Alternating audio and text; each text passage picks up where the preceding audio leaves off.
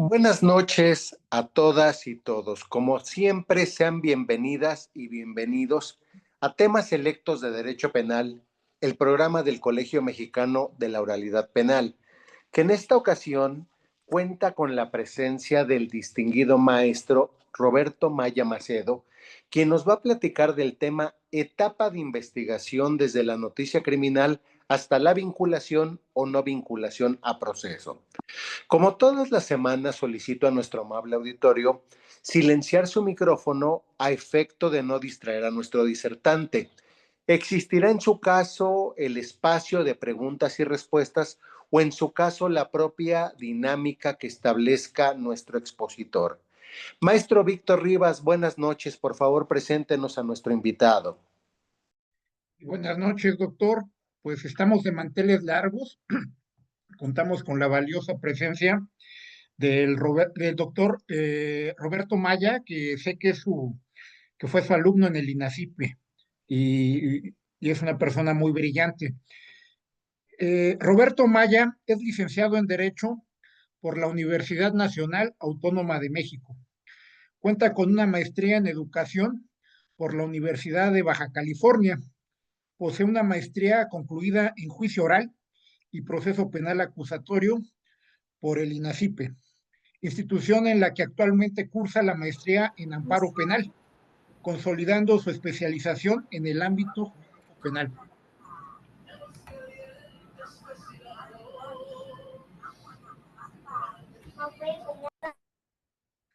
A lo largo de su trayectoria profesional, Roberto Maya ha destacado tanto en el sector público como en el ámbito social y académico.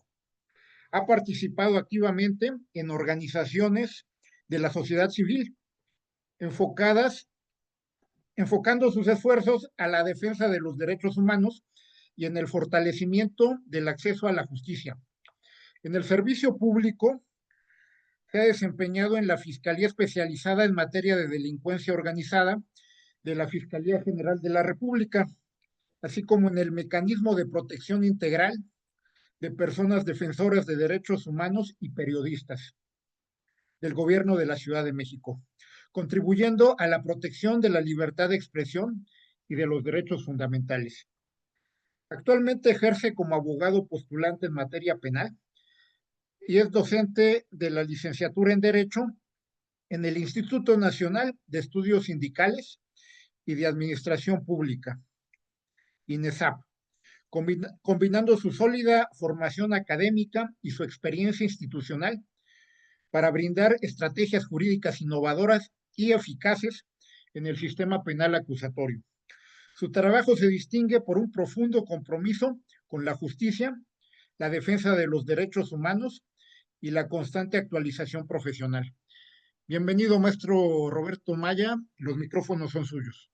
Maestro Víctor, doctor Eduardo, muchas gracias por tan amable presentación y sobre todo por esta invitación cordial que me hicieron para venir a comentar un poco de lo que sé, ¿no?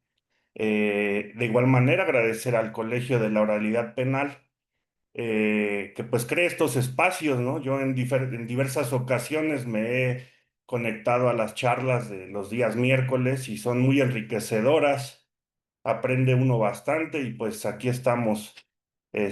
Amigas y amigos, muy buena noche a todas y todos. Pues vamos a comenzar y espero les funcione de algo el tema que vamos a tratar el día de hoy, ¿verdad? Muchas gracias. Pues para comenzar, vamos a hablar que existe una noticia criminal, ¿verdad? Para iniciar una denuncia o en su defecto una querella. La noticia criminal, pues no es más que, como su nombre lo dice, saber que existió una conducta que está siendo desplegada y que al parecer, pues tiene esa apariencia o ese encuadre de un delito, ¿verdad? Para esto, el fundamento lo encontramos en el 16 constitucional, más precisa en el tercer párrafo, que nos indica que no podrá librarse orden de aprehensión sino por la autoridad judicial y sin que preceda denuncia o querella de un hecho que la ley señale como delito, sancionado con pena privativa de la libertad, ¿verdad? Es muy importante resaltar eh, que la Constitución en su 16, en el tercer párrafo, habla sobre una denuncia o querella.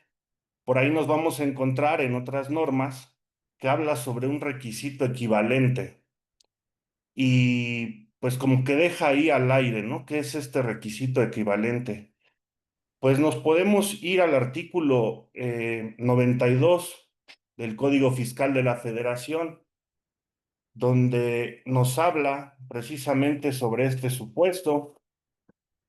Y para ser más precisos y no perder tanto el tiempo, nos podemos ir al 92 en su fracción número uno. Ahí nos habla de que formule querella. Esto es para delitos fiscales, ¿verdad? Ese está perfectamente asentado, una querella como en el 16 constitucional. Pero si tomamos en cuenta la número 2, nos dice que declare que el fisco federal ha sufrido o pudo sufrir un prejuicio. De igual manera, la 3 nos dice formule la declaratoria. Entonces, si nos damos cuenta, en sentido estricto, este artículo, que es la base fundamental de varios delitos fiscales, pues nos está dando ahí, a mi parecer, tilda un poco de inconstitucional esta cuestión, porque la Constitución es muy precisa al decir una denuncia o querella, ¿verdad? Muchos asuntos en amparo de índole fiscal, pues se le caen a la Fiscalía en este sentido. Porque si bien es cierto el 221 de la misma ley, del Código Nacional de Procedimientos Penales, nos habla sobre este requisito equivalente.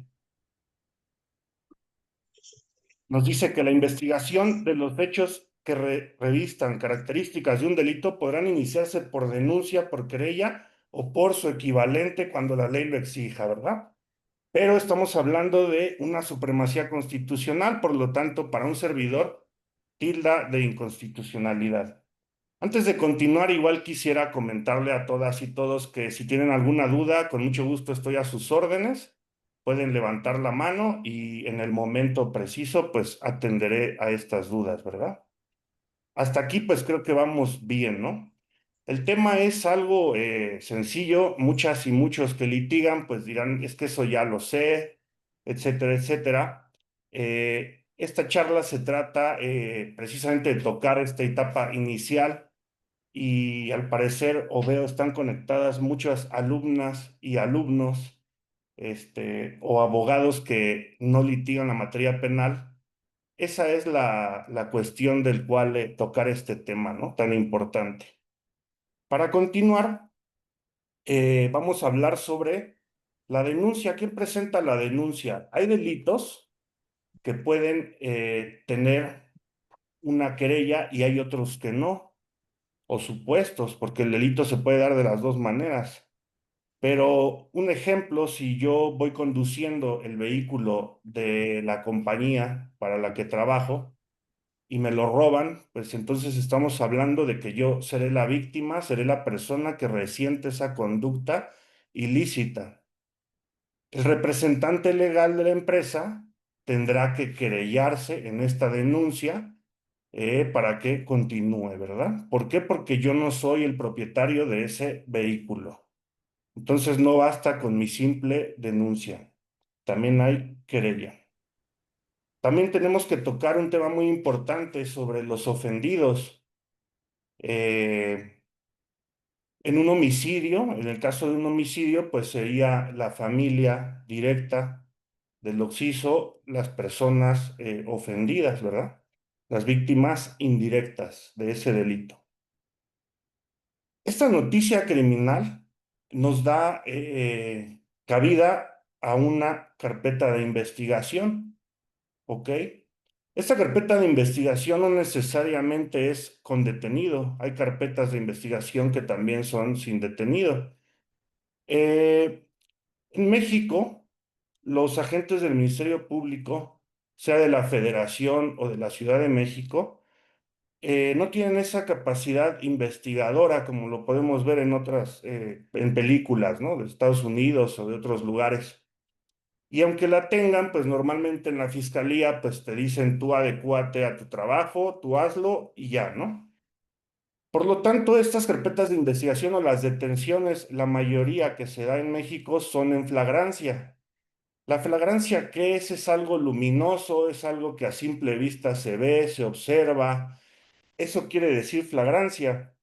Esta viene también en el artículo 16, en su quinto párrafo, que nos habla sobre la flagrancia, ¿verdad? Como decíamos, la flagrancia es algo que se aprecia a simple vista. La Constitución lo marca como cualquier persona puede detener al indiciado en el momento en que esté cometiendo un delito o inmediatamente después de haberlo cometido, poniéndolo sin demora a disposición de la autoridad civil más cercana, es decir, habla sobre los policías, y está a la misma prontitud con el agente del Ministerio Público. Existirá un registro inmediato de la detención.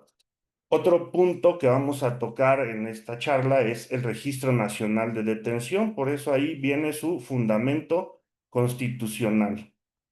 Y también podría ser una detención por caso urgente.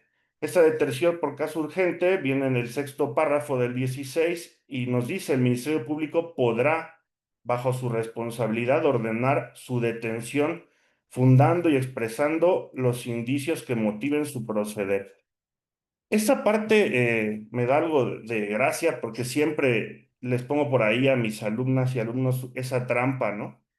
Les pregunto en qué momento el agente del Ministerio Público gira una orden de aprehensión y pues por ahí contestan varios supuestos, ¿no? Delincuencia organizada, muchas cosas, ¿no? Los que más se acercan, pues normalmente hablan del caso urgente. Sin embargo, aquí el agente del Ministerio Público no está girando una orden de aprehensión, está ordenando la detención de una persona.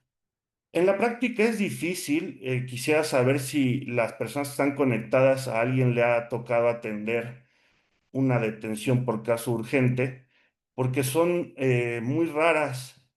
Esto es porque implica la privación de la libertad de una persona y como pudimos leer ahí, pues bajo su más estricta responsabilidad. Entonces, un agente del Ministerio Público, pues lo piensa bastante. Ordenar una detención por caso urgente, lo piensa bastante, eso me intriga y quisiera saber si alguien ya le ha tocado este supuesto, porque me parece que es muy extraño. Anteriormente, en pláticas, en clases, he escuchado que, pues luego lo que hacían los agentes del Ministerio Público era comprarles un boleto de autobús o de avión, detener a la persona y justificar esta detención urgente, pues con este ticket, ¿no? O boleto, para que solventar el riesgo de que se pueda sustraer de la acción penal, ¿no? Esa es la detención en caso urgente. Para continuar con la flagrancia, vámonos ahora al Código Nacional de Procedimientos Penales, donde nos habla precisamente en el artículo 146 los supuestos de flagrancia. Se podrá detener a una persona sin orden judicial en caso de flagrancia. Se entiende que hay flagrancia cuando la persona es detenida en el momento de estar cometiendo el delito. Inmediatamente después de cometerla es detenida en virtud de que, inciso A, es sorprendida cometiendo un delito y es perseguida material e ininterrumpidamente. Cuando la persona sea señalada por la víctima o ofendido, algún testigo presencial de los hechos o que hubiera intervenido con ella en la comisión del delito y cuando tenga en su poder instrumentos, objetos, productos del delito o se cuente con una información o indicios que haga presumir fundadamente que intervino en el mismo. Para los efectos de la fracción 2, inciso B de este precepto, se considera que la persona ha sido detenida en flagrancia por señalamiento siempre y cuando, inmediatamente después de cometer el delito, no se haya interrumpido su búsqueda o localización. Me parece muy importante mencionar lo siguiente. Alguna vez no sé si han escuchado que la flagrancia se da con la persecución y siempre y cuando no se pierda de vista, ¿no? Aquí creo que está mal entendido porque en un supuesto en el que yo, policía, voy persiguiendo a una persona, esta dobla a la izquierda en una cuadra, lo estoy perdiendo de vista. ¿A poco ya ahí se perderá la flagrancia? Pregunto yo, si alguien quiere contestar.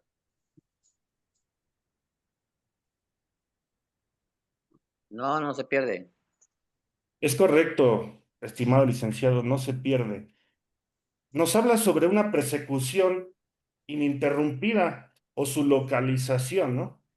Viene la siguiente pregunta. Si yo soy el sujeto que está siendo perseguido, ingreso a un mercado público y ya ni el helicóptero y las personas que van en pie tierra o en la patrulla, pues tienen que bajarse de la patrulla para entrar al mercado y continuar persiguiéndome y me pierden de vista.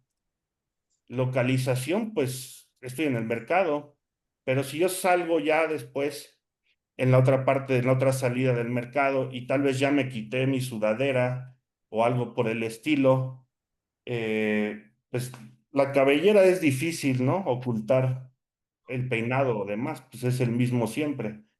Pero si salgo tal vez con una gorra, en ese supuesto ya se habrá pedido la flagrancia.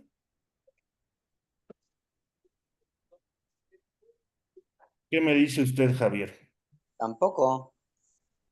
No, Oh, Voy a poner a cargar. Ya me voy para allá. miren,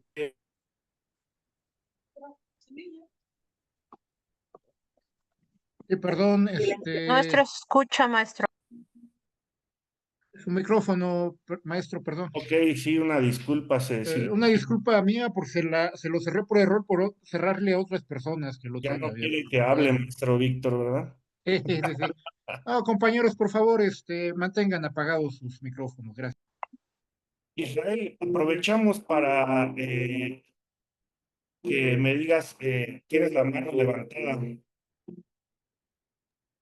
Sí, maestro, buenas noches y buenas noches a los compañeros.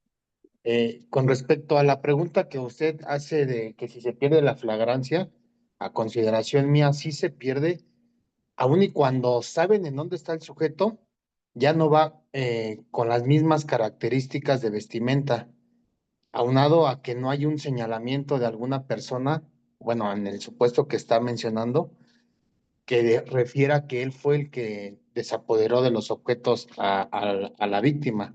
Considero que ahí sí se perdería. En el primer supuesto no, y en el segundo supuesto sí. Es mi opinión. Fíjate que yo congeniaría contigo, Israel.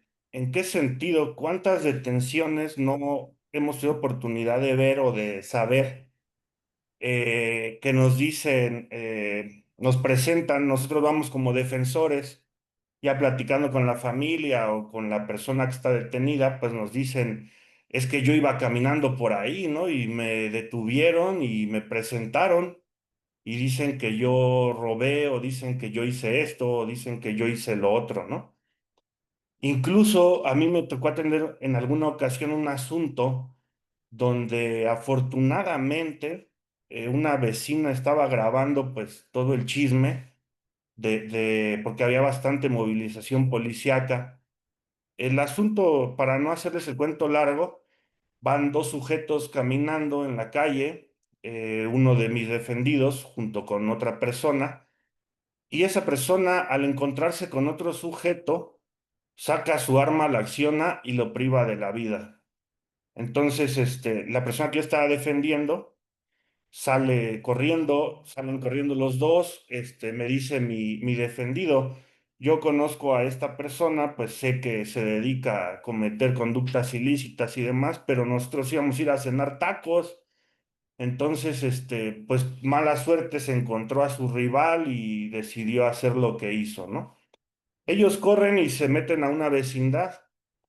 En esta vecindad, pues ya la policía en lo que abre la puerta y demás, entra y ya no sale con dos personas, salieron con 5 personas detenidas, ¿no?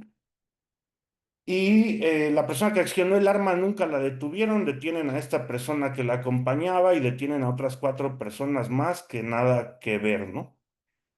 Y precisamente pasa esto, las personas que presencian el hecho narran que es una persona con una sudadera roja la que accionó su arma de fuego y privó de la vida a otro. Entonces, por ahí en el video se ve que sale uno de los 4 detenidos, de los 5 detenidos, perdón, sale y traía una playera polo blanca. eh, lo suben a la batea de la patrulla y en el video se ve cómo le proporciona a la misma policía una chamarra roja con azul marino. Y pues ya dicen, ahí está el de rojo, ¿no? Entonces, afortunadamente está esta secuencia donde se puede advertir que pues ese sujeto no fue, pero si no lo hubiera, pues la misma policía le proporciona la vestimenta adecuada para que cuadre con pues la narración de las personas que presenciaron el hecho, ¿no? Entonces, a mi parecer, sí se pierde la flagrancia porque ya no tienes esa certeza de si es este sujeto o no lo es, o tiene tal vez parecido o ropa similar. Entonces, yo congenio contigo, Israel, en ese sentido, más máxime que en un mercado, pues cuánta gente no hay, ¿no? Está repleto de gente, entonces ya no existe esta certeza. Muy bien, pues muchas gracias, Israel. Vamos a continuar entonces. Ya vimos qué es la flagrancia. Pasemos al Registro Nacional de Detenciones. Me parece bastante importante verificarlo. ¿En qué sentido? El Registro Nacional de Detenciones se tiene que crear en segundo momento después de asegurar al sujeto. Yo como oficial de policía o de detención de esa persona, pues tengo que generar este Registro Nacional de Detenciones por radio. Hay una persona encargada que recibe estos llamados y genera estos registros nacionales de detenciones. ¿Con qué? Pues con los datos que da el sujeto detenido. Hay ocasiones donde pues dicen Pato Lucas, ¿no? Y pues el oficial está en sentido estricto obligado a levantar un registro nacional de detenciones con el nombre de Pato Lucas. Ya será cuestión de la persona detenida porque este Registro Nacional de Detenciones, pues su principal función es ubicar a la persona, ¿no? Para que no se presuma una desaparición forzada o una incomunicación. Entonces, para mí, ese es el primer momento del Registro Nacional de Detenciones. El segundo momento sería cuando la persona es puesta a disposición en la sede ministerial. Ahí el agente del Ministerio Público tiene la obligación no de él, pero tal vez su auxiliar o otra persona que le encargue, de pues renovar este Registro Nacional de Detenciones para que aparezca que la persona se encuentra en sede ministerial y en qué sede ministerial se encuentra. Ahorita leo el chat, vamos a concluir con este Registro Nacional de Detenciones. El tercer momento que yo observo, esto lo saqué de los lineamientos del Registro Nacional de Detenciones y de la misma ley para el Registro Nacional de Detenciones. No especifica como tal 5 momentos, pero yo los fui sacando de cada parte que yo creía que ahí era otro momento del Registro Nacional de Detenciones. La tercera podría ser cuando el agente del Ministerio Público hace su acuerdo de retención. ¿Por qué hace un acuerdo de retención? Porque lo poco que tiene sobre la noticia criminal quiere decir que esta persona sí cometió el ilícito o participó en la comisión de este ilícito. Entonces genera su acuerdo de retención y en ese momento vuelve a actualizar el Registro Nacional de Detenciones o en su defecto actualiza la libertad de esta persona, sea bajo términos del 140 o sea porque esta persona ya comprobó que no fue él o que no participó en la comisión de este delito. Como cuarto momento, tenemos la llegada de la persona detenida al Centro de Reinserción Social para su audiencia inicial. es decir, al ingreso al sistema penitenciario. Y en quinto momento, yo observo que sería después de la audiencia inicial, la cual nos estaría diciendo que es en custodia, es decir, que fue vinculada a proceso la persona, o en libertad, en dado caso de que no haya sido vinculado a proceso.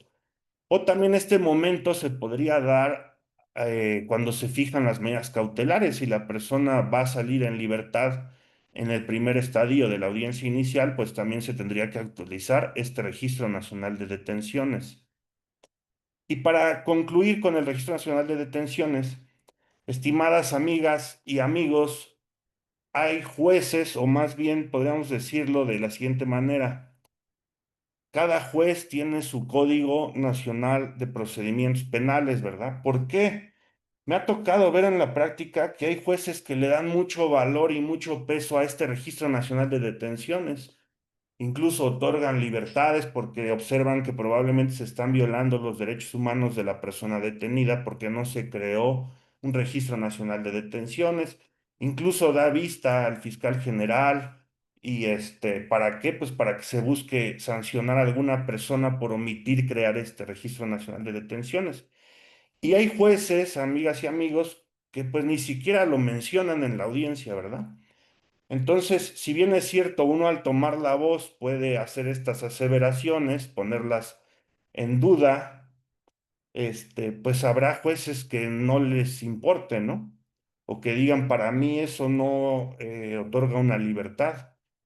Haga usted su denuncia por lo que corresponda, pero aquí pues vamos a continuar con esta audiencia. Con eso concluyo. Y vamos al chat un momento, porque hay personas que han estado escribiendo, perdón. En el sistema tradicional sí había detenciones por caso urgente, es correcto. Esas historias que platicaba hace un momento, pues son de personas que estaban en la fiscalía en ese momento. Pero bueno, es todo un tema, ¿no? El sistema mixto, inquisitivo, antes pues había muchas faltas, ¿no? Como también la primera declaración de la persona que subsistía ante las demás declaraciones. Y estas declaraciones, pues, usualmente eran obtenidas bajo tortura. Entonces, el agente del Ministerio Público tenía en esos tiempos fe pública y él tomaba la declaración, que en realidad no creo que la tomara, más bien la transcribía y hacían que firmara la persona. Y posteriormente en audiencias, pues esta persona decía, es que yo declaré eso porque pues ya quería que me dejaran de pegar, de ponerme una bolsa en la cabeza, de golpearme en el estómago, todo este tipo de cuestiones, toques, ¿no? Los tehuacanazos, todo eso. Y el juez pues decía, es que yo creo que ya viste que se siente estar en prisión y pues ahora te quieres echar para atrás, pero tú en el primer momento dijiste que sí y hasta explicaste cómo cometiste el hecho. Entonces, pues ya no puedo tomar en cuenta que ahorita estés declarando que fue bajo tortura, ¿no? Entonces, son muchas cosas que se veían en ese sistema, ¿no? Eh, Mejor fabrican una flagrancia y en lugar tratan de justificar el caso urgente. Pues no tanto el caso urgente, pero sí fabricar la flagrancia, ¿no? Teniendo asuntos donde también le siembran droga a la gente. Y precisamente con esa actualidad de que ahora los videos, pues hay bastantes, pues se logra ver que hasta de su casa sacaron a las personas, ¿no? Entonces es preocupante, pero sí, sí, sí se da. Y pone Gaby, muy cierto, como defensores podría darnos la pauta para poder tener argumentos para darle una mejor defensa al cliente. Pues es lo que trato, estimada Gaby. Mucho gusto de saludarte y de que estés aquí. Pues vamos a continuar entonces. Ya no hay más en el chat.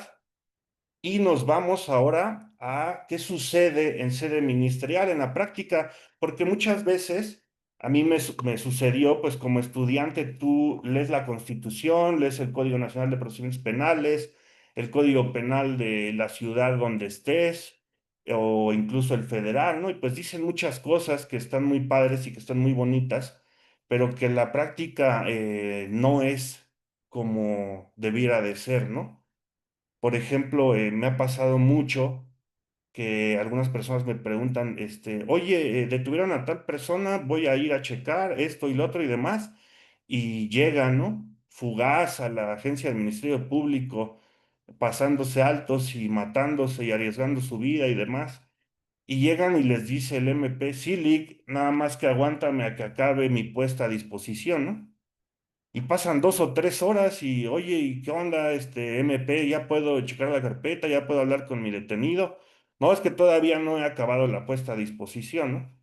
Entonces, la práctica o las leyes cuestión académica nos dicen que en todo momento la persona tiene derecho a una defensa y va a estar hablando con el abogado y pareciera que uno llegara al MP y lo pasan a hablar con la persona y le dan los registros de la carpeta para que uno los estudie, pero la realidad es que no.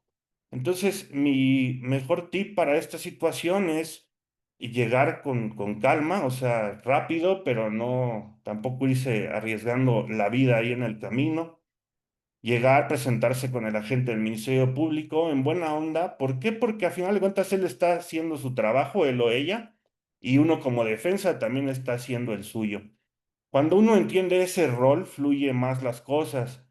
Porque si yo llego a imponerme y a decirle al MP es que el 16 y el 14 dicen esto, y en el Código Nacional de Procedimientos Penales dice que con la inmediata prontitud tú me vas a dar copia de la carpeta y todo esto y demás, pues me va a decir sí, pero pues tengo yo que hacer la puesta a disposición porque no te puedo dar los registros si no está todavía la puesta a disposición. Tengo que hacer mi acuerdo de retención, tengo que darle su hoja de derechos a firmar, todo este tipo de cuestiones. Normalmente me resulta a mí, pues, llevar bien las cosas como eso, ¿no? Como si fuéramos compañeros de trabajo. Esa es la cuestión. Además, recordemos que en el ámbito local, normalmente ese MP no está en la audiencia inicial, porque hay MPs judicializadores, les llaman, que son los que litigan la carpeta de investigación y están también eh, se me fue el nombre ahorita, pero es la persona que forma la carpeta, la Los que de tiene. mesa de trámite.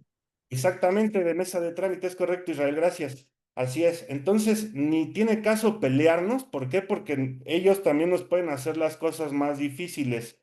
Entonces, esa es la cuestión, llegar, ser buena onda, presentarse y a ver, ya declaró, no, pues que no. Normalmente nos vamos a encontrar en la carpeta que ya está nombrado un abogado de oficio, un defensor de oficio. Esto lo hace la gente del Ministerio Público pues para cubrirse. ¿En qué sentido? En decir yo, desde que llegó aquí, yo le nombré un abogado, porque él me dijo que no tenía o que esto o que el otro, entonces le nombré uno de oficio. Normalmente, la experiencia que yo tengo, miren, tengo dos versiones. Tuve dos compañeros en la maestría, alumnos también del doctor Eduardo, que eran defensores de oficio federales. Y pues el solo hecho de estar estudiando la maestría, estar pagando, estar dedicando tiempo, pues habla de que se están preparando para su mejor desarrollo profesional, ¿no? Yo sí les puedo hablar en ese sentido que pues tengo una excelente idea de lo que son los abogados defensores de oficio en el tema federal, o por lo menos estos dos conocidos que tengo. Pero en mi trabajo, por ejemplo, en el mecanismo de protección integral, me tocaba a mí acompañar a los periodistas o a los defensores de derechos humanos a la sede ministerial, a interponer denuncias o demás, y les nombraban un abogado, un asesor jurídico de oficio, y pues yo no veía que nunca dijera nada. Siempre se quedaba callado y no hacía absolutamente nada, ¿no? Al contrario, yo, por ejemplo, me acercaba al MP y le decía, oye, Lick, ¿cómo ves si ponemos esto en lugar de esto? ¿Para qué? Para que encuadren en una pandilla. ¿O cómo ves si hacemos esto y lo otro y le ponemos así? Y al MP, sí, Lick, sí, ¿verdad? Sí, sí, sí.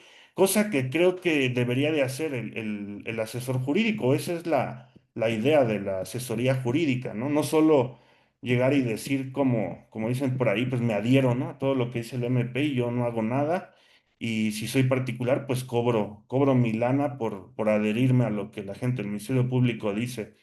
Creo que si somos asesores jurídicos, tenemos que ser proactivos, tenemos que ser activos en la asesoría jurídica, no solo formar parte o ser como pues el que le pasa las copias al MP o así, ¿no? Yo creo que tiene que ver mucho eso. Se van a encontrar también con un informe médico. eh, la práctica, pues pareciera que viene todo acomodado, ¿no? Yo abro la primera hoja y viene tal cosa, y la segunda es esto, y la tercera es esto.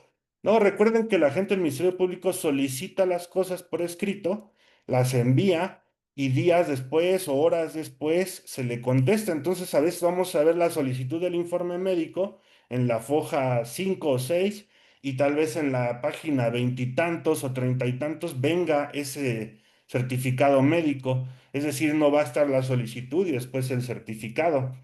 También va a venir ahí un acuerdo de la gente del Ministerio Público donde dice que se le ofreció hacer una llamada y normalmente va a decir que la persona se negó, ¿no? Que ya su familia ya sabe por obra del Espíritu Santo, algo por el estilo, y así, ¿no? He tenido asuntos que en audiencia inicial le digo al cliente, es cuando lo conozco por primera vez, porque pues en sede inicial no, le paso su carpeta de investigación para que le eche un ojito y me dice, no, pues yo no hice nada de eso, ¿no? O sea, todo ese tipo de cuestiones y que afortunadamente algún vecino ve la detención y pues le avisa a la mamá o al tío y por eso es que todos sabemos qué sucedió, porque si no, pues no lo sabríamos porque no existe esta llamada, el informe médico dice que pues no presenta lesiones, o la clásica presenta lesiones derivadas de la detención, ¿no? Y pues está el cuate con el ojo todo cerrado y por acá descalabrado,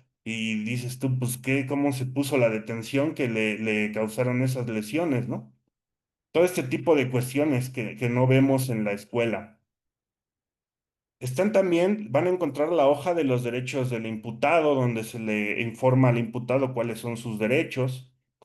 Cuando ustedes ya lleguen, pues va a haber ya el nombramiento del abogado particular, que es un trámite muy sencillo. Uno se sienta ahí al lado del MP, le da a uno su número de cédula, le entrega a uno una copia, identificación oficial, si es que la cédula no tuviera fotografía, este, y posteriormente pues viene el IPH, ¿no? Y ahí ustedes pues definirán conforme a la teoría del caso que ya vayan planteando desde ese momento, porque desde ahí se empieza a crear la teoría del caso. ¿Cómo voy a defender a mi cliente?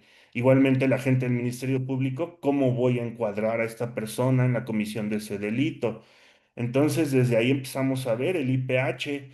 Hay IPHs que dicen, llegué al lugar a las 12 y a las 12:01, dice a las 12, observé a los sujetos que estaban sustrayendo ciertos objetos, etcétera. Les dije que se detuvieran, que alzaran las manos, les practiqué una revisión, les encontré esto, y 12:01 estaban ya en la patrulla y estábamos rumbo hacia el agente del Ministerio Público, ¿no?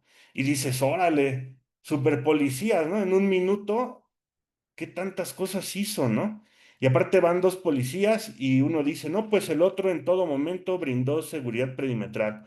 O sea, yo en un minuto hice todo esto, ¿no? Entonces ahí uno empieza como a darse cuenta hacia dónde va a ir uno manejando su teoría del caso con el informe del policía homologado. También es preciso hablar sobre la cadena de custodia. ¿Qué es la cadena de custodia? Pues cuando alguien es detenido, esos objetos que son pues parte del delito o que son objetos ilícitos, como puede ser un arma o como puede ser droga, pues son asegurados. ¿Cuál es la cadena de custodia? Que esa persona que los está asegurando los embala en una bolsa, la cierra muy bien o demás para que no se afecte, ¿verdad? Y esto pues tampoco se da como debería de ser, porque normalmente pues una persona la detienen, si la detienen con droga, el policía se guarda la droga y ya en el agente del Ministerio Público ya empieza a hacer su embalaje y demás, lo cual no debería de ser correcto, ¿verdad? Debería de ser desde el momento de la detención. De ahí vienen los actos de investigación, que esto se los recomiendo yo bastante, creo que ya todos los que litigan pues lo saben. Hay que llegar a la gente del Ministerio Público con una copia o una impresión de algún comprobante de domicilio de la persona, fotografías de la fachada y de las entrecalles de donde vive esta persona detenida, si se puede que salga la foto con el nombre de la calle y el letrero este de la delegación, ¿no? Alcaldía, que dice Alcaldía tal y Ciudad de México. ¿Por qué? Porque dentro de los actos de investigación de primer momento que realiza el agente del Ministerio Público, pues es verificar que la persona viva donde dijo vivir y que entreviste a vecinos si lo conocen, a sus familiares si se pudiera, y verificar que existan cámaras alrededor de donde fue la detención o de donde vive también la persona, ¿no? ¿Y qué va a contestar el policía de investigación? Que se acudió al lugar y que se encontró en el número tal, la puerta de color negro y va a venir una foto ahí de la fachada. Lo cual procedí a tocar y me abrió una señora que se llama María Hernández y me dijo que ahí no conocen a ese señor. Entonces fui, pregunté con los vecinos y los vecinos también me dijeron que no conocen a ese señor y no vi cámaras en ningún lugar, o si las vi, pues fui, toqué y me dijeron que no sirven, que solo son de adorno para pantallar. ¿Por qué entonces tienen que llegar con esto? Pues para debatir este tipo de cuestiones. Mira, aquí está, el recibo está hasta su nombre o está a nombre de su mamá, vive ahí desde hace mucho tiempo. ¿Esto para qué? Pues para tratar de solicitar una libertad bajo términos del 140, que por ahí le dicen el 140,000. Yo he visto solo una libertad bajo términos del 140 y en un delito muy, muy, muy leve. Y he visto otras dos, pero por acuerdo político. Lo vi no sé si supieron que hubo por ahí relajo en Xochimilco hace pues como un año, de unas personas que estaban manifestando y personal de la alcaldía los fue a golpear. Después estas personas, en lugar de presentarlas en la agencia del Ministerio Público de Xochimilco, las presentan en Tlalpan, 6 horas después de que fue la detención. Y pues eran personas que se estaban manifestando. Entonces, imagínense qué notición, ¿no? La alcaldía golpeando a manifestantes, pues está muy cañón. Y yo trabajaba todavía en el mecanismo de protección. Llegamos, el agente del Ministerio Público estaba muy renuente a que no los iba a soltar, porque después otros manifestantes llegaron a la alcaldía Tlalpan, se metieron a las oficinas y destruyeron prácticamente la fiscalía. Entonces el MP estaba muy molesto por esta situación y decía, no, yo no los voy a dejar ir en términos del 140. Total que después se hicieron varias llamadas y terminó hablando el secretario de gobierno con el fiscal general, en ese tiempo el ex esposo de Lenia Batres, y ya ahí habló con el fiscal de esta persona y esa persona ya les dio la libertad bajo términos del 140 y yo pues le recomendé que mandara a un nuevo ejercicio de la acción penal esa carpeta porque se estaban echando un problema bastante fuerte. Incluso llegó la Organización Nacional de las Naciones Unidas, imagínense, a checar esta situación. Entonces, esas son las dos libertades que he visto bajo términos del 140. ¿Por qué? Porque el agente del Ministerio Público, veámoslo de esta manera, el hecho de tener un detenido y judicializar a ese detenido, es decir, llevarlo a audiencia inicial, pues es como un gol. Es como en Radio Pasillo, pues dicen, ya lo judicialicé, ¿no? Lo logré, es esta cuestión. Entonces, un agente del Ministerio Público que está otorgando libertades bajo términos del 140, pues es mal visto, ¿no? No debería de ser así, porque muchas veces el MP cree o se siente en el papel del abogado de la víctima y la realidad es que no es así. Él es una persona que está adecuada para investigar y esclarecer los hechos. No es el abogado ni de la víctima ni del imputado tampoco. Entonces muchos de ellos se casan, ¿no? Con los asuntos y dicen, yo creo que no fue este cuate, pero pues yo no lo voy a dejar ir, yo lo voy a llevar a audiencia inicial, ¿no? Entonces, creo que eso está mal, pero así es la práctica. Dentro de otras investigaciones que se realizan, pues también está el checar que la persona tenga antecedentes penales, precisamente para esa libertad. Hay lineamientos nuevos, salieron hace aproximadamente 15 días, que la gente del Ministerio Público debe de tomar en cuenta para dejar a una persona en libertad bajo términos de este 140. Una de ellas, por ejemplo, la que se me viene ahorita en la mente, es la cuantía en un delito patrimonial por robo. Pues es la cuantía que da por ahí de 57,700 y algo. Si el bien de lo sustraído supera esta cantidad, es una de las cosas a tomar para no dar esta libertad bajo términos del 140.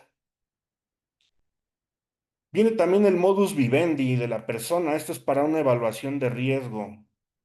Vienen también, van a encontrar en la carpeta de investigación los derechos de la víctima. Eh, Viene también la libertad de bajo términos del 140, que ya la hablamos, pero vamos a ver el fundamento, porque eso es muy importante. Sí se logran, son escasas, pero sí se llegan a lograr y uno como defensor, pues es lo que siempre busca, ¿no? Tener a su cliente en libertad. Nos dice que en los casos de detención por flagrancia es el punto uno de como requisito para una libertad bajo términos del 140. Cuando se trate de delitos que no merezcan prisión preventiva oficiosa, ok, no es para todos los delitos, y el Ministerio Público determine que no solicitará prisión preventiva como medida cautelar. Si logramos una libertad bajo términos del 140, estamos anotando 2 goles. En el primer momento estamos liberando a nuestro cliente y en segundo momento estamos haciendo que en audiencia ya no se pueda debatir una prisión preventiva justificada. ¿Ok? Voy a pedirles 2 minutos, de su tiempo. Vuelvo en un segundo. Discúlpenme. Una disculpa y muchas gracias por la espera. Como les decía, anotamos esos 2 goles, porque ya en audiencia la gente del Ministerio Público ya no va a solicitar prisión preventiva justificada, ¿verdad? Muy bien. También vamos a encontrar peritajes que ya se han realizado sobre, pues, el delito que se está investigando, y es muy importante también adecuarnos o observar estas cuestiones. Me ha tocado ver en la práctica muchos peritajes sobre sustancias que dicen que no se puede determinar si es, por ejemplo, pues cocaína. En este sentido, pues entonces ya no tendría, pues, necesidad una audiencia inicial. Sí la llevan a audiencia inicial, pero precisamente eso se hace ver, ¿no? Pues no existe certeza de que ese polvo blanco sea cocaína, sea una sustancia prohibida. ¿Por qué? Porque no se pudo determinar. Entonces, pues ahí ya no hay objetos del delito, el principal objeto, pues, la posesión con fines de narcomenudeo que normalmente se maneja, pues ya no tendría razón de ser. ¿Ok? ¿Hasta aquí vamos bien? Sí, muy bien. Sí, maestro. Muchas gracias. Con Roberto está bien, no se preocupen. Dice por aquí Eduardo, en una carpeta de investigación fueron citadas varias personas para rendir entrevista como investigados, sin embargo no se presentaron. Puedo pedirle al ministerio que gire una orden de búsqueda, localización, presentación a efecto de recabar su entrevista. En caso de no lograr la localización, se puede solicitar una orden de cateo para dar cumplimiento a ese mandamiento ministerial. No, no sé en qué sentido quisieras tú que fueran a rendir declaración, entrevista a la gente del Ministerio Público, pero mira, pasa lo siguiente, si es un testigo, es difícil en sede ministerial porque solo tiene la capacidad de girar citatorios.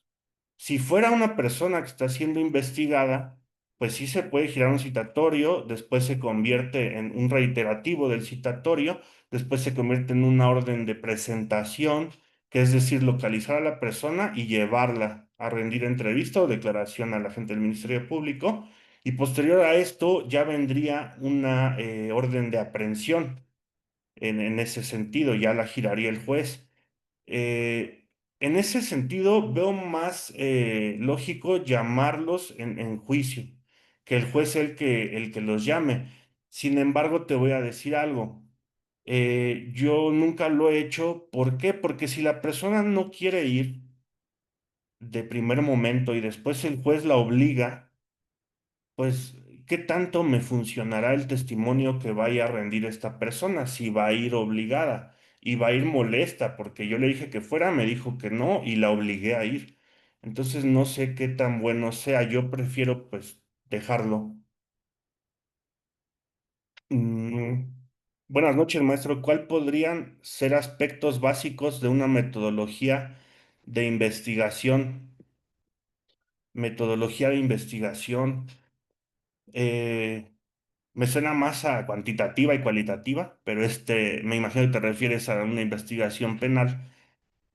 Pues el Ministerio Público se encamina, tiene ya, digamos, los ciertos formatos que ya están en el Justicianet, y entonces él dice, ah, pues es un delito patrimonial, pues voy a hacer estos actos de investigación. Es un delito por drogas, pues entonces voy a hacer estos actos de investigación, como mencionaba hace un momento, el peritaje sobre las sustancias, ¿no?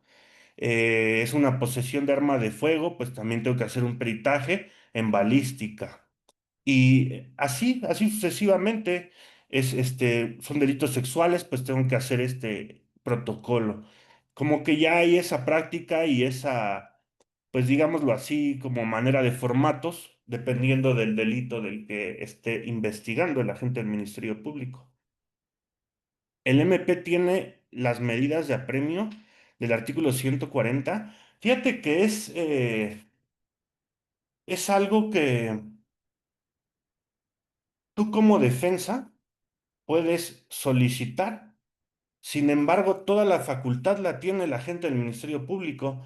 Aquí no hay manera de decir, pues no cumplió porque yo le di todo para que me diera una libertad bajo términos del 140 y no me la dio. Entonces tiene esta falta administrativa o responsabilidades penales, ¿no?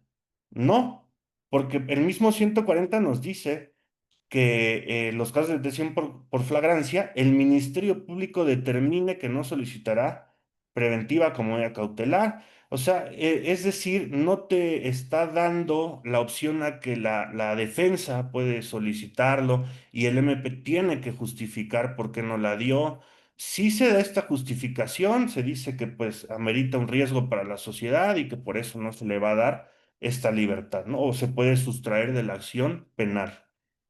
Y nos dice, ¿cuáles son los aspectos que pueden considerarse para tener por actualizada la demora de la puesta a disposición? Son muchos y fíjate, Saraí, es una pregunta muy importante y te voy a responder de primer momento, como les comentaba hace rato. Pareciera que cada juez tiene su código, ¿no? Eh, Se toman aspectos como el tráfico, se toman aspectos como la distancia, aspectos como las condiciones climáticas.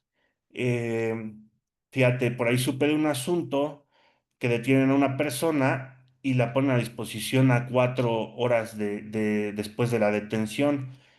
Y los oficiales aprensores argumentaron que había una feria.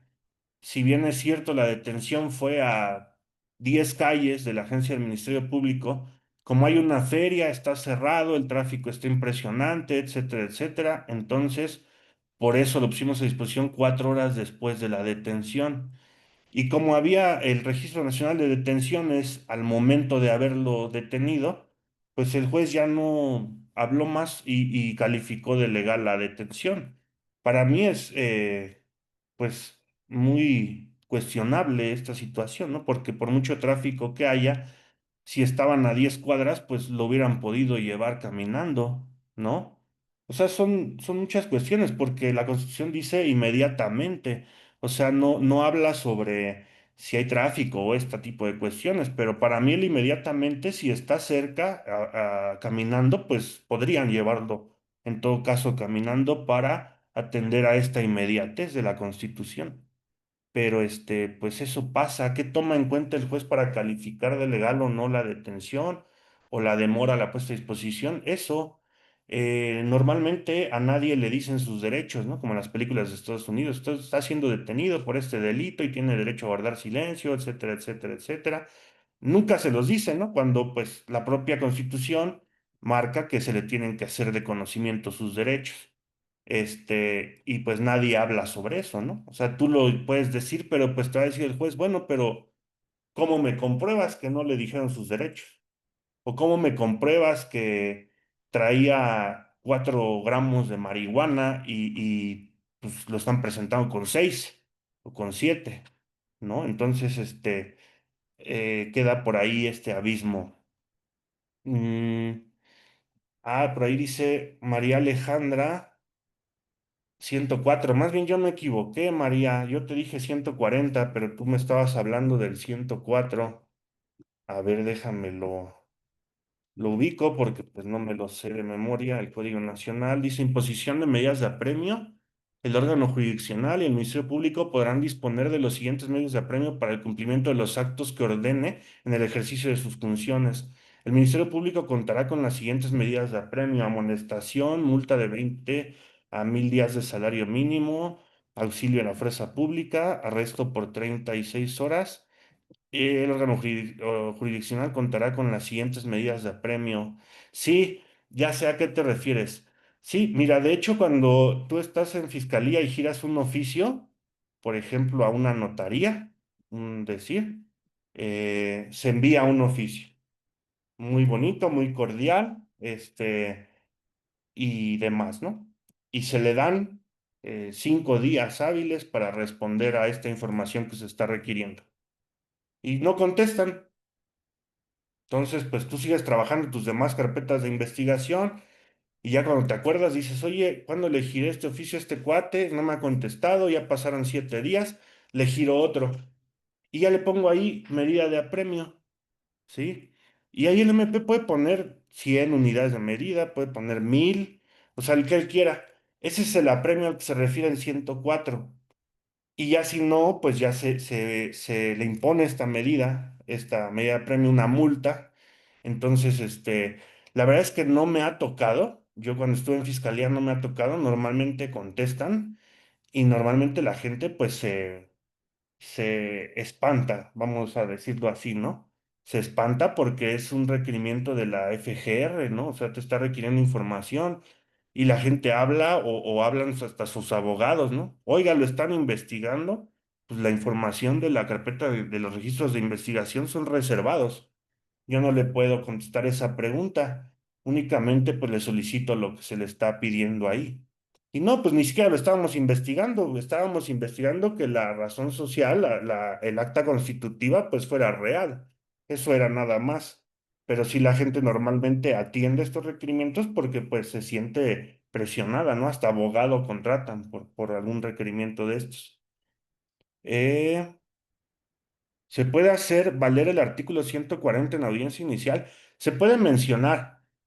Yo normalmente lo menciono, su señoría se le solicitó a la gente del Ministerio Público su libertad bajo términos del 140, todavía es que mi representado no representa un riesgo para la sociedad ni para la víctima, es primo delincuente, incluso por ahí luego le echo hasta, como podríamos decir en el argot, le echo carne al asador y digo, pues está aquí su familia presente, su señoría, lo respaldan, viene de buena familia, mire, la mayoría son mujeres, lo están aquí acompañando. Porque recordemos que si bien es cierto, eso no tiene que ver con el derecho penal, el juez pues es una persona, es humano, y si fuera una persona que se dedica a delinquir, que fuera travieso, pues ya la familia se cansa, ¿no? De estarla apoyando. Entonces ya no es que vayan a las audiencias y demás. Entonces podría servir o podría no servir, pero pues no afecta. Y yo le echo a que funcione, ¿no? Incluso hay jueces que sí lo han mencionado, como dice el defensor, pues está aquí la familia, está el apoyo, entonces pues le voy a dar su libertad. Pero sí, aprovechando que está la familia, pues les comento, tráiganmelo en 144 horas porque si no, ahí ya se volvería un problema y ahí le giraría yo una orden de aprehensión a solicitud del MP. Entonces creo que hay ocasiones en que sí pega esta cuestión de que lo acompaña a su familia y habrá otras donde al juez no le importe. Eh, Inicia una carpeta de investigación por el delito de homicidio doloso. El occiso momento antes había despojado de sus pertenencias al conductor de un vehículo que lo siguió y al impactarlo lo priva de la vida. En este caso, ¿por qué solicita el MP la intervención del perito en hechos de tránsito si estos intervienen en delitos culposos? Pues porque el homicidio fue en relación a un hecho de tránsito, porque se está ocupando un vehículo para la comisión de este delito. Y ahí ya no estaríamos hablando de una legítima defensa o de un estado de necesidad exculpante, porque la conducta del robo ya se realizó, se consumó y ya en ese momento no está en peligro la integridad de la persona que decide utilizar su vehículo para embestir a otra persona. Y el homicidio, pues habría que verlo, cambiarlo de doloso a culposo. Yo solo lo quería detener, ¿no? Solo lo quería golpear en las piernas para que se detuviera, recuperar mis objetos y poner a esta persona a disposición. Mi intención jamás fue privarlo de la vida, ¿no? También opera que los testigos acudan a emitir entrevistas a ser requerido. Los testigos pueden rendir entrevistas y las puedes recabar tú, María Alejandra, no necesariamente la gente del Ministerio Público. Tú las puedes recabar firmadas, con tu firma también. Y tú eres el entrevistador y la otra persona es el entrevistado, firmas de entrevistador y la persona firma de entrevistado y su copia de su identificación. Si la entrevista es referente a que trabaja en algún lugar y que por eso lo estás entrevistando, pues la credencial del trabajo. Pero eso lo puedes recabar tú y en audiencia inicial o en sede ministerial puedes correr el traslado debido para que obre en la carpeta de investigación. Si es en audiencia inicial, es en el momento cuando no lees la entrevista, haces observaciones sobre lo importante de la entrevista y le corres traslado a la gente del Ministerio Público y ojo, al asesor jurídico. Es decir, lo tienes que llevar en tres tantos.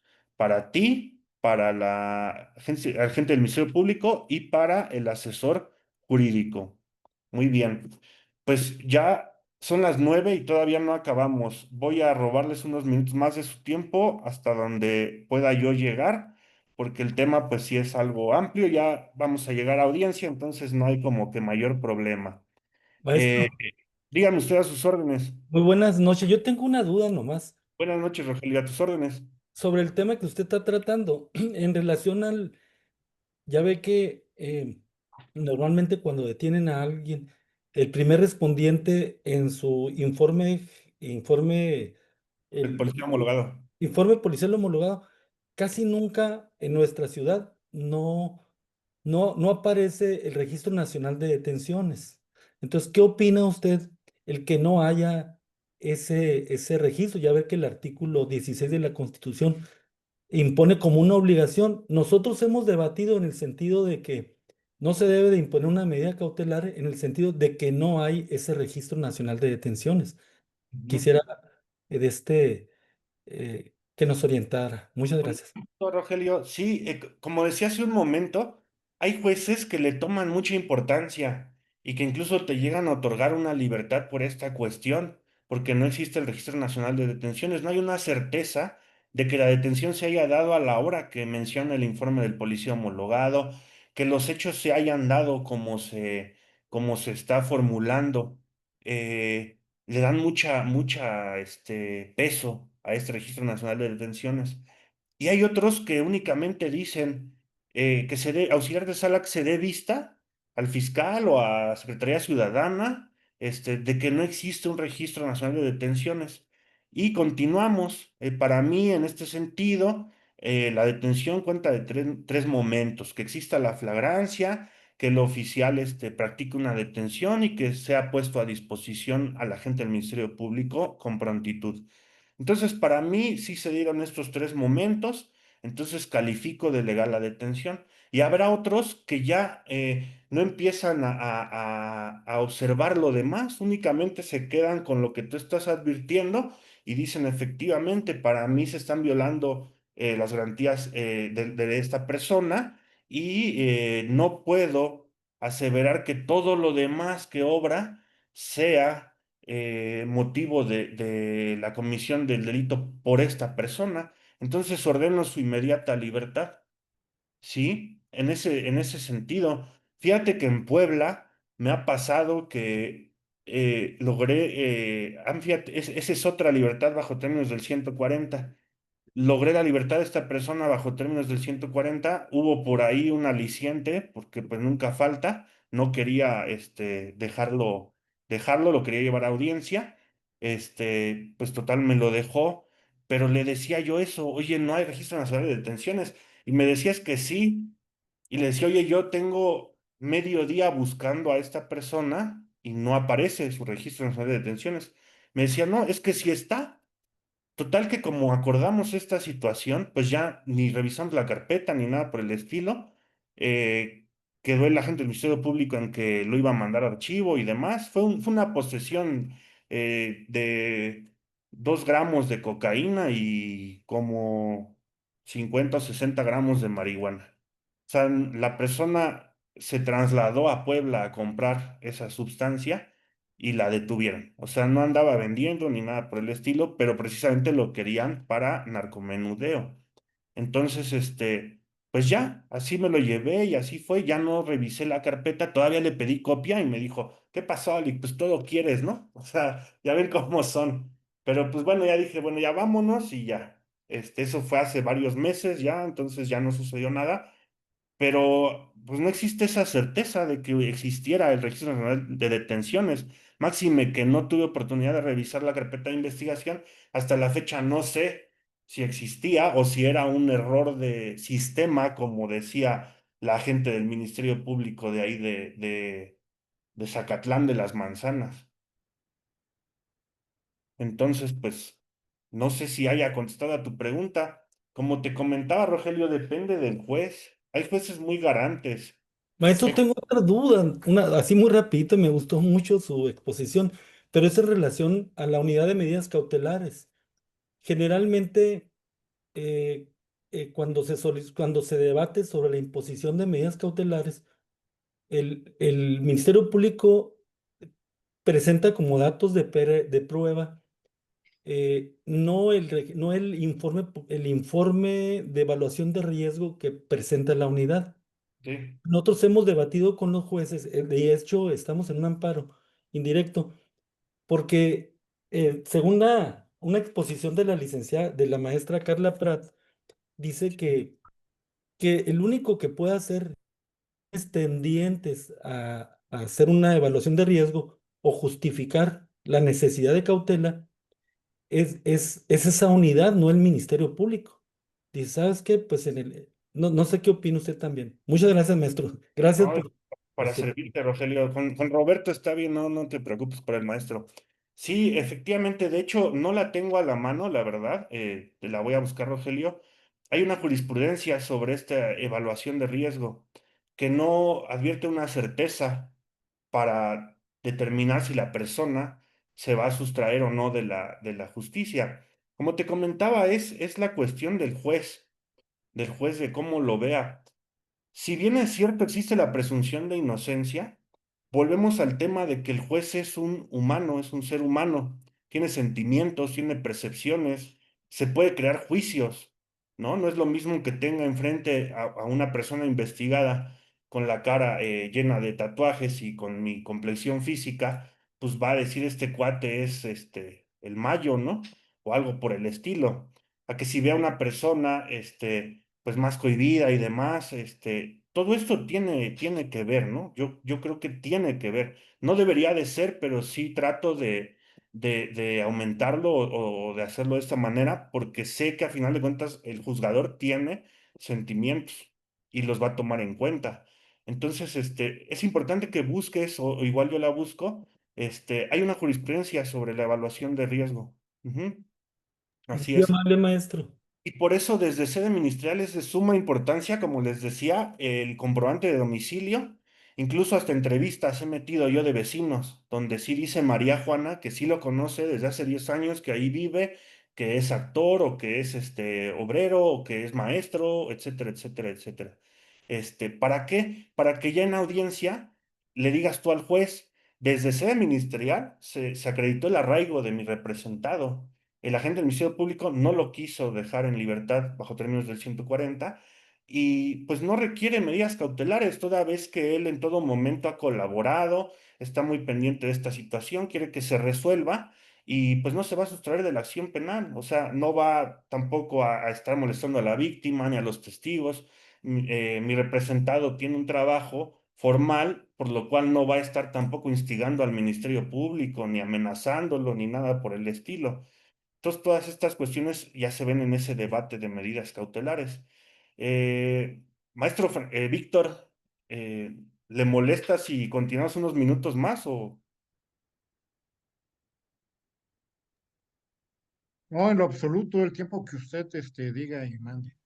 no? Poquito, tampoco y los voy a dormir, pero bueno, vamos a continuar. Ujú. Muchas gracias, maestro Víctor. Pues vamos a dar paso entonces a lo que es la audiencia inicial, que lo pueden encontrar. Es muy importante que lo lean, ¿no? Muchas veces me preguntan cosas que son tan simples que leyendo el Código Nacional de Procedimientos Penales, ahí está la respuesta a todo el proceso penal. Ahí está la respuesta. Y es importante leerlo aunque no lo entendamos. ¿Por qué? Porque se va uno familiarizando. Ya en la actualidad me pasa que me preguntan y hay ocasiones que hasta el artículo les digo, eso está en tal artículo. Ayer incluso Gaby me preguntaba una cosa pues luego se lo ubiqué y le dije, mira, léete estos artículos, ahí está tu respuesta. No te la voy a dar, pero ahí está tu respuesta. ¿O no es así, Gaby? Esta audiencia inicial viene desde el 202 al 333 del Código Nacional de Procedimientos Penales. Y los colombianos, precursores en este sistema oral que adoptamos nosotros posteriormente con la reforma, le llaman audiencia combo. ¿Por qué es esta audiencia combo? Pues porque engloba muchas cosas. Viene desde calificar la detención, si es legal o es ilegal. Viene también la imputación, viene la vinculación o no vinculación a proceso. Entonces se tocan varios estadios dentro de este pequeño procedimiento, parte del proceso penal, ¿verdad? De igual manera, la audiencia pues comienza con la individualización de las partes, es decir, quién viene por la fiscalía, quién es el asesor jurídico, desde el principio pues qué juez va a presidir la audiencia, viene también los defensores y el imputado. Posterior a esto, el juez normalmente pregunta si son los datos que se acaban de mencionar, le pregunta al imputado contesta que sí, le hace saber si le hicieron de conocimiento las partes que lo están defendiendo sus derechos. De igual manera tiene que contestar que sí. Hay jueces, como les comentaba, muy garantes que se toman el tiempo de decirle cuáles son sus derechos. Incluso le dicen, me acaba de contestar afirmativamente que sí conoce sus derechos, pero aún así se los voy a hacer saber y se los vuelve a hacer saber, ¿no? De igual manera, pues se presenta uno como abogado defensor, le preguntan al imputado si es el deseo que estas personas lo representen y lleven su defensa, pues él contesta que sí y da comienzo a la audiencia. ¿Con qué da comienzo? Con el hecho fáctico. Eso es de suma relevancia para todo el proceso penal. Siempre molesto a mis alumnas y alumnos con esta cuestión de que lo sepan, ¿no? En medio de la clase de repente volteo y le digo al más despistado, a ver, ¿qué es el hecho fáctico? Ah, pues circunstancias de modo, tiempo y lugar, profesor. Efectivamente, muy bien. Entonces, ¿qué es esto? Circunstancias de modo, tiempo y lugar. Es decir, Roberto Maya, usted, el día 3 de septiembre del 2025, se acercó en la calle tal, esquina con tal, a cierta persona, que su nombre es tal, la persona que lo está acusando por este hecho, y de entre sus ropas sacó usted un arma de fuego, le apuntó y le dijo así textual, dame todo, hija de tu chingada madre, o te mato. Lo cual procedió a darle sus cosas y usted se fue corriendo en dirección tal. Esto sucedió a tal hora. Ok, ese es el hecho fáctico. De ahí, motivo por el cual el policía de nombre tal, procedieron a su detención. Es por eso que usted se encuentra aquí el día de hoy y ya se empieza a calificar la detención, ¿no? Una vez calificada de legal o de ilegal la detención, pues si es ilegal, pues ya se verá si la persona queda en ese momento en libertad, y eso no quiere decir que la carpeta de investigación o ese hecho se olvide y ya todo se acabe. El agente del Ministerio Público posteriormente podrá después solicitar su vinculación a proceso de esta persona que quedó en libertad después de seguir investigando. Una cosa bien importante, ¿eh? Les decía que hay jueces muy garantes. Yo podría colgarme flores y decirles, yo logré esa libertad de esa manera, ¿no? No, el juez me dio. Yo pensaba llevarme a la persona con una firma periódica y una garantía económica, y el juez me regaló la libertad de esa persona. Por este artículo que les voy a decir, por allá anótenlo, es el 148 y es sobre los requisitos de procedibilidad. Esto es con delitos que merezcan querella. Y eso me pareció bastante importante, ¿eh? Porque dije yo, pues justo como 15 días antes de esa audiencia había tomado una clase donde hablamos sobre el requisito de procedibilidad, pero en ese momento a su servidor pues se le fue. Lo bueno es que el juez, como les comentaba, es bastante garantista y me dio esa libertad bajo ese supuesto. Y no lo encuentro en mis hojas, lo voy a poner aquí en mi computadora. 148. Detención en flagrancia por delitos que requieran querella. Cuando se detenga a una persona por un hecho que pueda constituir un delito que requiera querella, que la parte ofendida será informada inmediatamente quien pueda presentarla. Se le concederá para tal efecto un plazo razonable de acuerdo con las circunstancias del caso, que en ningún supuesto podrá ser mayor a 12 horas. Entonces, ¿qué sucedió aquí? Unas personas estaban supuestamente sustrayendo unas baterías de las antenas de telefonía. Me imagino, esas baterías pues tienen un costo bastante alto. Entonces, se da esta detención, le avisan al representante legal de AT&T para que presente la querella. Los hechos se dieron en Chalco. El representante vivía en Cuautitlán, entonces pues se entiende que en el lapso de 2, 3, 4 horas podría ir a atender esa querella, ¿no? Y se presentó 13 o 14 horas a querellarse. Entonces, en ese momento el juez citó este artículo, explicó que pasaban de las 12 horas y ordenaba inmediatamente su libertad, ¿no? Porque el mismo artículo lo dice, ordenará de manera inmediata su libertad. Entonces, pues es algo ahí que es muy pequeño, pero que imagínense puede darles una libertad, ¿verdad? Independientemente de todo el trabajo de investigación y de la teoría del caso que ustedes ostenten, pues ahí solita, ahí está la clave, ¿no? Para ese supuesto en donde requiera querella, ¿ok?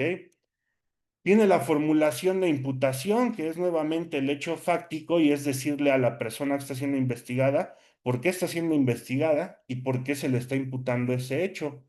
Viene también ahí el hecho que se le atribuye, la clasificación jurídica preliminar del delito que se supone o que tiene la apariencia de que ese delito cometió, las circunstancias de tiempo, modo y lugar nuevamente, la forma de intervención, porque recuerden que pueden ser un autor, puede ser un instigador, hay varias figuras en este sentido, ¿no? Nombre de su acusador también, y la oportunidad para declarar. En este sentido, hay veces que se declara en sede ministerial, les decía yo, eso depende de la teoría del caso que ustedes traigan. Yo normalmente no lo hago, hay ocasiones en que sí lo hago, pero trato de no hacerlo. Igualmente en audiencia inicial, en el primer estadio, antes del plazo constitucional, si es que lo solicito, también le recomiendo a mi cliente no declarar en ese momento, sino hasta después, una vez ya ofertando los datos de prueba que consiga. Aquí el juez va a tomar una pausa y va a decir al imputado que si desea que su situación jurídica se decida en este momento, en 72 o en 144 horas, que hablamos del término o plazo constitucional. Este no es más que para reunir más datos de prueba para presentarlos para la defensa. Y esta oportunidad es única y exclusiva, así como el 140 es única y exclusiva de la gente del Ministerio Público, esta es única y exclusiva del imputado. Él es el único que puede decidir si se decide en este momento en 72 o en 144. Ustedes verán, de acuerdo, les decía, a su teoría del caso, al delito, si eligen en ese momento, si eligen en 72 o en 144 horas, ¿verdad? Esto lo encontramos en el 19 constitucional y en el 313 del Código Nacional de Procedimientos Penales.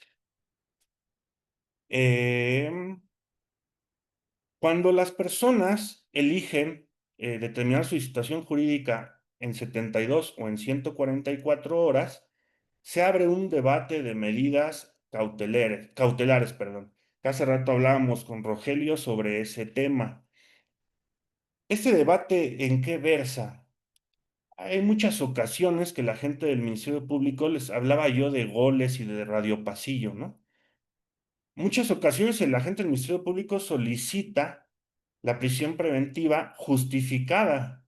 Ya no vamos a hablar en ese momento de la oficiosa porque se entiende que desde noviembre o diciembre del 2024 hay un catálogo de delitos que el juez de oficio, es decir, obligatoriamente tiene que aplicar esta prisión.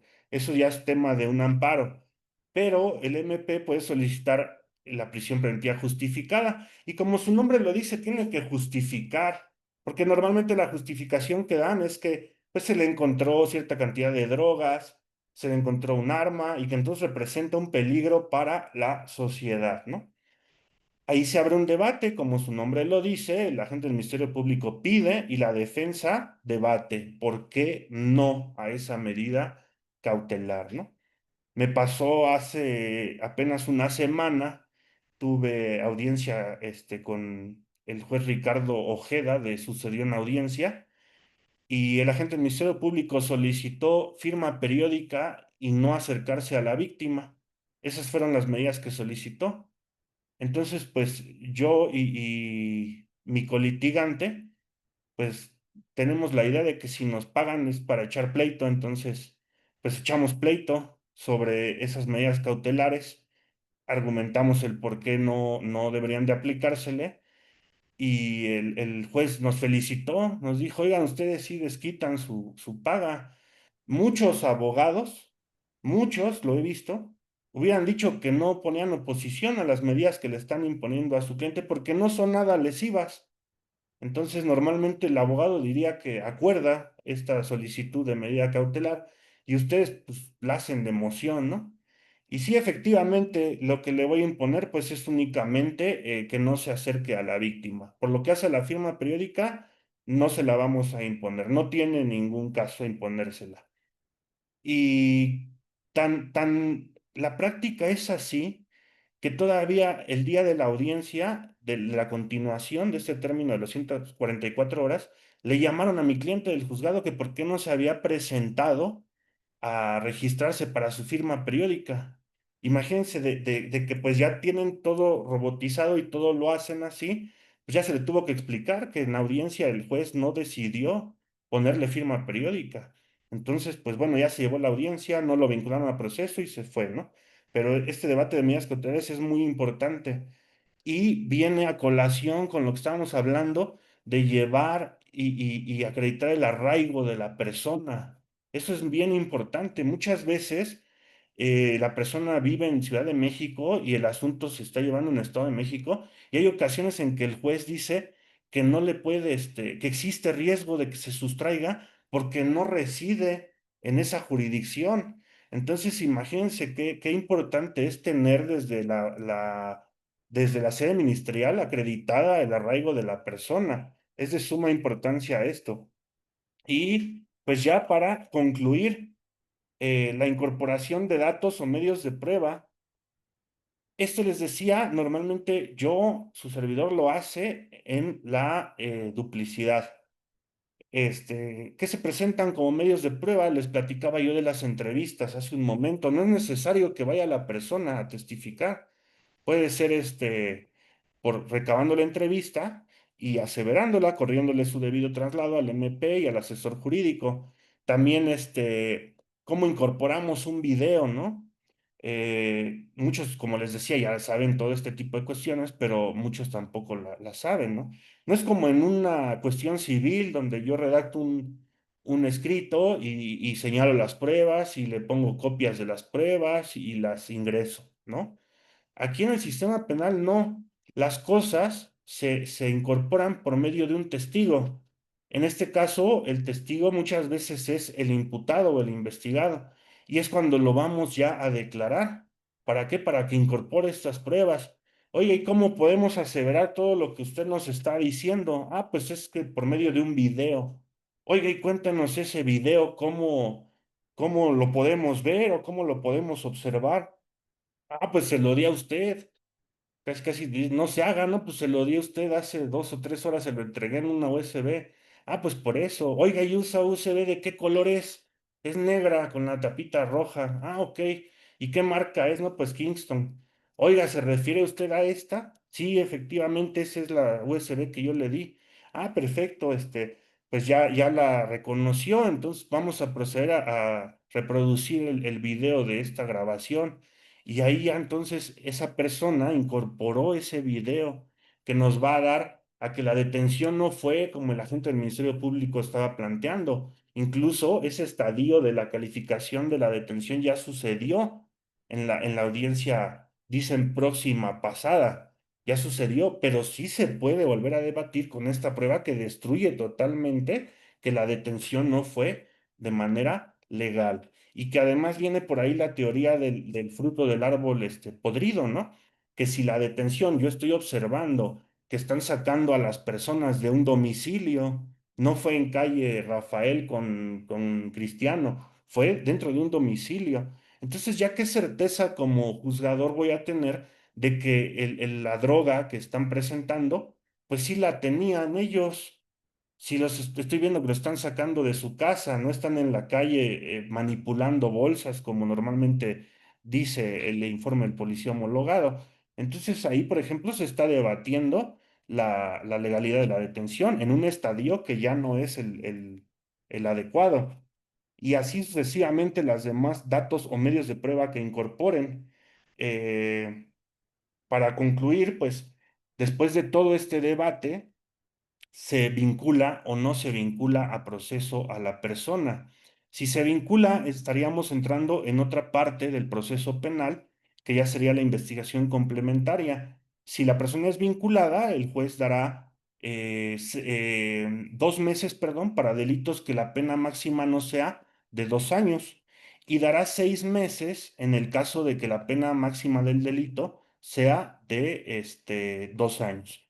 Daría 6 meses. Si no es vinculado a proceso, pues en ese mismo momento ya se concluye ese asunto de esa persona en específico. Como les comentaba, la investigación puede continuar e incluso se le puede volver a solicitar vinculación a esta persona o a otra, si es que las investigaciones arrojan algo diferente.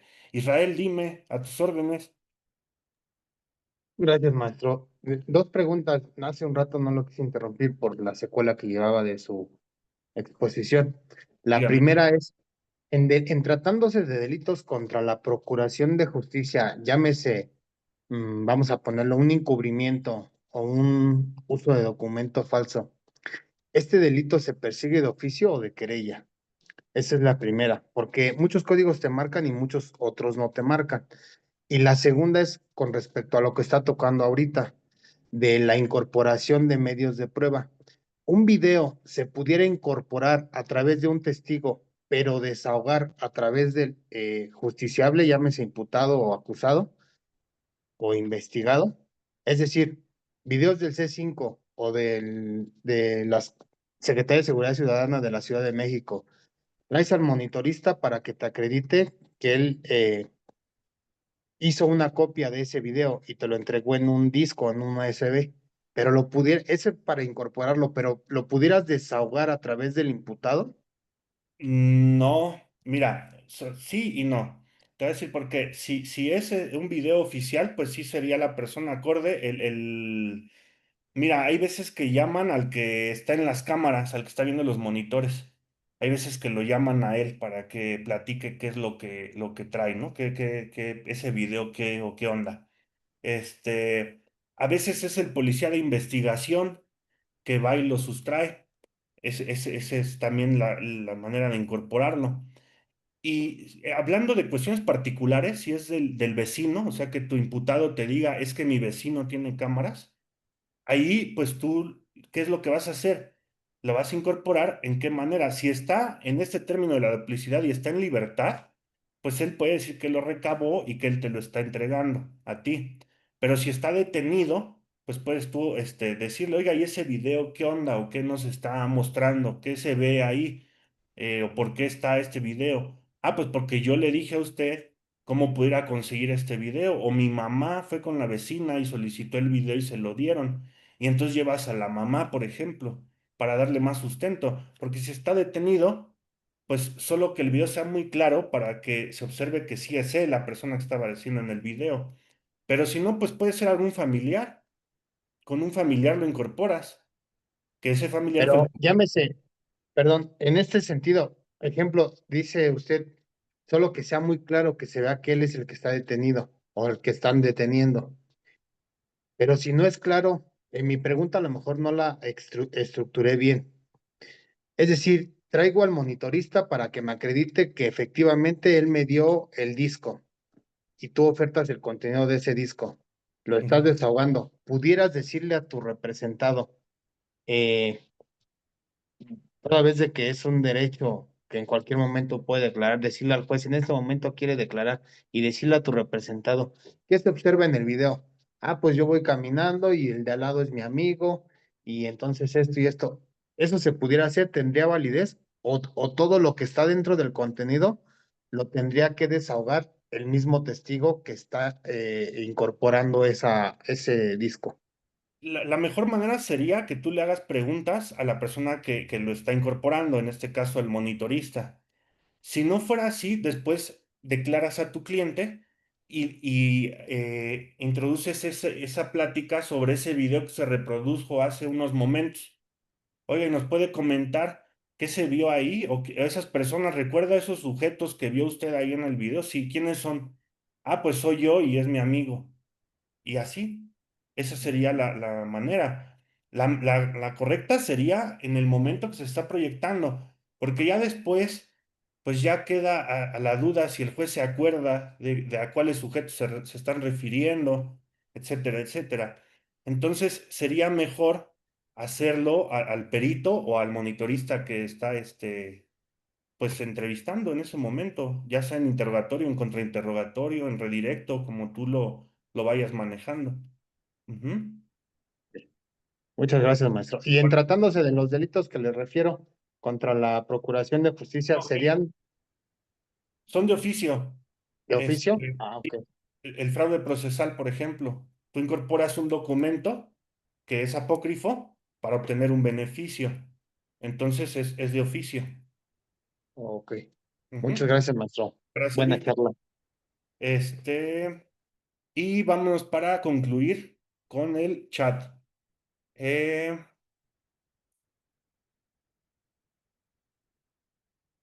Me dice Ileana, está muy buena su explicación. Gracias, Ileana. Pues ahí más o menos se hace lo que se puede. Gaby dice así es. María Magdalena nos hizo favor de mandarnos los lineamientos considerados que sirven para debatir la detención en específico, el artículo 11º, que dice registro inmediato, que sí establece un tiempo. Es correcto, María. Muchas gracias. Y Eduardo Regalado, muchas gracias por sus comentarios, aportaciones tan valiosas. Es poco el tiempo para abordar tantos temas. Es correcto. Y pues para acotar, pues concluimos con esta sesión que nuevamente agradezco bastante al maestro Víctor y al doctor Eduardo. Y pues en otra ocasión tendremos oportunidad de seguir platicando. A mí en lo personal pues me agrada bastante, es mi pasión, entonces lo hago con mucho gusto. Y pues siempre es un gusto ver, esta Gaby ya apareció, hace rato le estaba hablando y no me hacía caso. Y por ahí todas y todos que se conectaron, pues les Perdón. agradezco bastante. Y pues quedo a sus órdenes, cualquier cosa estoy a sus órdenes y con mucho gusto lo atendemos. ¿Eso sería cuánto? Gracias, Pues maestro. gracias, Felicidades. querido maestro Roberto Maya, y les agradecemos a todas y todos ustedes el favor de su compañía. Y la semana venidera nos vemos en otro programa, temas electos de Derecho Penal del Colegio Penal. Gracias a todas y a todos. Gracias, maestro. Buena noche. Bonita noche, hasta luego. Muchas gracias, buenas noches a todos.